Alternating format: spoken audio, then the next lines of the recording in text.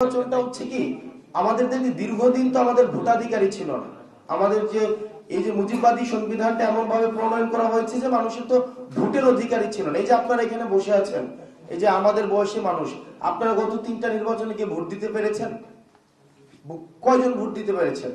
এখন এই যে আপনারা সাংবাদিকরা এখন বলছেন যে 3টা ইলেকশন অবৈধ হয়েছে, কেউ কেউ বলছে খুব মিনমিন ভাবে, একদম স্পষ্ট ভাবে বলছে না, খুবই বলে যেন গলার টোন কিছুটা ভিতরে রেখে রেখে বলে। বলেন তো গত 3টা ইলেকশনে এখানে কয়জন ভোট দিয়েছে? 2-4 জনও দেয় নাই। যে 2-4 জন দিয়েছে তারা আবার একটা দেয় নাই, তারা আবার অন্তত 25-30টা করে দিয়েছে। মানে যে 2-4 জন দিয়েছে, আর যারা দেয় নাই একবারেই দেয় নাই। তো এই যে ন্যারেশনটা আমাদেরকে বঞ্চিত করে রাখা হয়েছে, জনগণকে রাষ্ট্রীয় যে শাসনের মধ্যে, আমরা রাষ্ট্রীয় শাসনের মধ্যে জনগণ কিভাবে অংশগ্রহণ করে সেটা হচ্ছে ভোট প্রদানের মধ্য দিয়ে। এই ভোট প্রদান থেকে বঞ্চিত করা হয়েছে। এই বিষয়গুলো আমরা প্রত্যাশা করছি এই জুলাই রেগুলেশন আসবে।